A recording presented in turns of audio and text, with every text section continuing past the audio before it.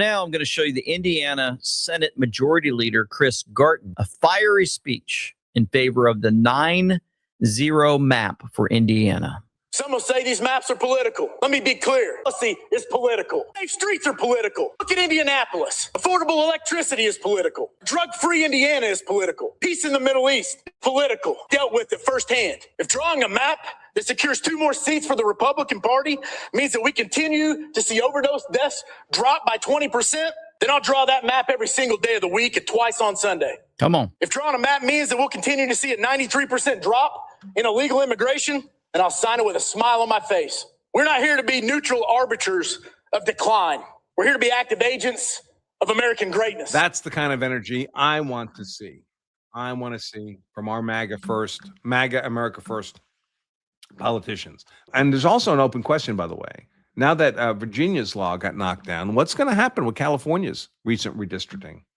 Because at least some of the districts in California were explicitly designed, it was announced at the time, were designed for racial reasons. And that's now unlawful. That's now unlawful. Look, they did the same thing in California that they did in Virginia. In Virginia, there was that little red circle I had. Do I still have that map up? In Virginia, they had all these districts that get a little bit of Northern Virginia and they stretch out through the state. So that Northern Virginia, all those government workers, government DC workers, they are, in effect, act as a political cancer in the other districts, infecting all the other districts, making the majority Democrat. Well, California is doing the same thing here. In the new map on the right, you can see that all these stretched out districts here, they all grab a little chunk of San Francisco, and then they stretch out into the less populated areas of the state. But some of those districts were explicitly constructed for racial reasons, to make majority minority votes that under the Voting Rights Act, those are now illegal.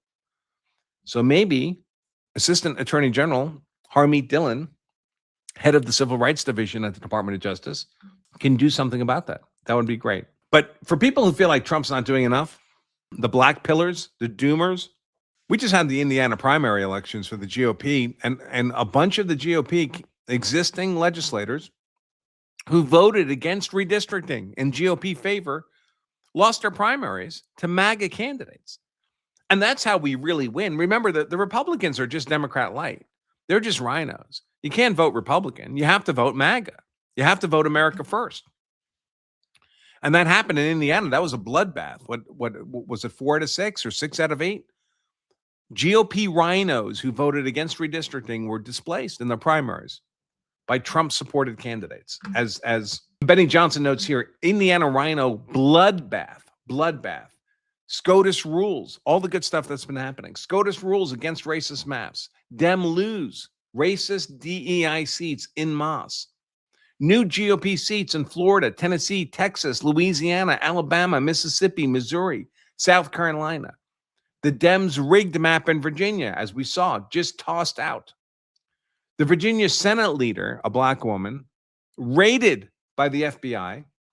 Somali fraudsters are being mass raided. Comey's indicted again. Dr. Fauci, scientist, one of his senior scientists, arrested and indicted. Act Blue under investigation, and their entire board quit. Act Blue, of course, is the money laundering organization for the Democrat Party. Southern Poverty Law Center indicted. Hate hoax operation is exposed. John Brennan's under investigation. Fannie Willis is under investigation. January 6th liar Cassidy Hutchinson going down. Possible peace deal in Iran. Possible peace deal in Ukraine. The liberals on life support. You believe them when they said MAGA was dead and it's over. It's not. We're winning. We are winning. We have a lot more to go. Again, America, as I always tell you, is in an existential war for survival. Yeah, and this debacle it's almost impossible to overstate how bad this is for Democrats. They spent a fortune on this Virginia redistricting attempt. The Dems blew $60 million on this effort to redistrict Virginia to 10-1, 10 Democrats to 1 Republican. And that triggered all the other southern states to do their own redistricting, which they did successfully. And the new governor of Virginia, Abigail Spanberger, former CIA, she's tanked her popularity in the state within the first 3 months. She's a lame duck, effectively, for the rest of her term. This woman was the leader for the Democrats in the state Senate, and she's just been FBI raided. So things are not going well. for the Democrats. And a lot of these redistrictings in these red states, the districts they're forming, they're all Trump plus 10, Trump plus 15, Trump plus 20 districts. I mean, these are armored. Crystal ball 2028 House ratings after Virginia redistricting got struck down. Republicans have structurally locked in 211 seats. Democrats, 208. Republicans picked up 3, Democrats lost 4.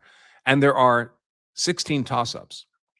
So that's a nice structural advantage for the Republicans there, especially if we fix the census, illegal voting, ballot harvesting, mail-in ballots, counting votes forever thing in California, for example. This is the judge who wrote that majority opinion for the Virginia Supreme Court, and he was appointed by a Democrat mayor in Virginia. All Americans owe a debt of gratitude to Mark Warner, who was the Democrat mayor of Virginia, for appointing Justice Arthur Kelsley to the Virginia Supreme Court in 2015. Although an endangered species, intellectually honest Democrats who keep their oath of office and support the rule of law are not yet extinct. The Commonwealth of Virginia has at least one Democrat jurist who is not deranged and corrupted by TDS. Gavin Newsom is all upset about this. Of course, here's Gavin Newsom sharing the good news, but he doesn't think it's good news. Tennessee's up 1. GOP, they took away that blue Memphis district. Florida's up 4. DeSantis just signed that new map into law. Missouri up 1. Northern Carolina up 2 for the GOP. Texas up 5 for the GOP. Virginia's map was thrown out. And he says MAGA has rigged the system. Like, why can the GOP get all these seats, but the Democrats can't do it in Virginia? Because you're retarded, Gavin Newsom. Because each of these states has their own rules for redistricting. The Virginia Democrats violated their own rules. The rules are different in these other states, and they followed their own rules. That's why they are allowed to do it.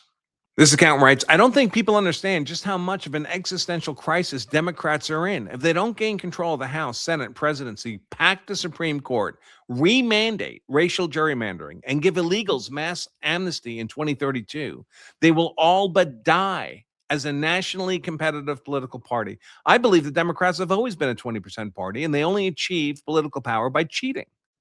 Cheating by counting illegals in the census and then importing tens of millions of illegals to give themselves more House seats, more districts, and more electoral votes. Cheating by having illegals voting, by stealing and harvesting mail-in ballots. Cheating by not requiring ID, opposing the Save America Act, by not requiring that only American citizens can vote, cheating in every possible way. And this is just, we have to check them on every front, because if all this voting election stuff is compromised, we don't live in a republic. We live in a tyranny, a progressive fascist tyranny, where we're not actually holding our political leaderships accountable to our political will, because the only way to do that peacefully is by voting. And if the voting process is corrupt, you don't have a republic. This account notes, with the Voting Rights Act being overturned, we, the good guys, MAGA, will net at least 15 seats, and the census will give us like a dozen more, as well as forcing Democrats to redraw their seats, being bolstered by illegals, making those districts more Republican.